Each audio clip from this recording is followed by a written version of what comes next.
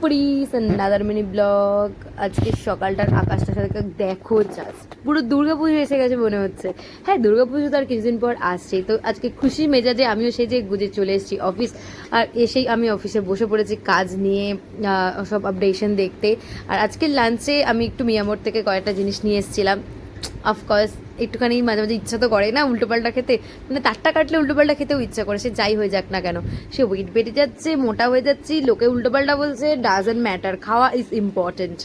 আর আজকে আমি একটা নতুন কে ড্রামা স্টার্ট করলাম, লাঞ্চ টাইমে স্টার্ট করলাম, বাকিটা টিভিতে বাড়িতে গিয়ে দেখবো। আর এই সিরিজটা রিসেন্ট করে ট্রেন্ড করছে, তাই এটা দেখতেই হবে। তোমরা কে কে ড্রামা ফ্যান আমাকে কিন্তু জানিও। আপাতত এইটা থ্রিলিং লাগছে, তাই আমি স্টার্ট করলাম, জানি না কীরকম হবে। আর ফেরার সময়, সকালে যাওয়ার সময় একটা রকম ওয়েদার, ফেরার সময় আর এক রকম ওয়েদার।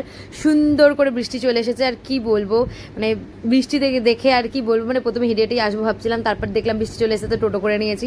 সোজা বাড়ি যাব, গিয়ে ডিনার করব আর দেদার ঘুম।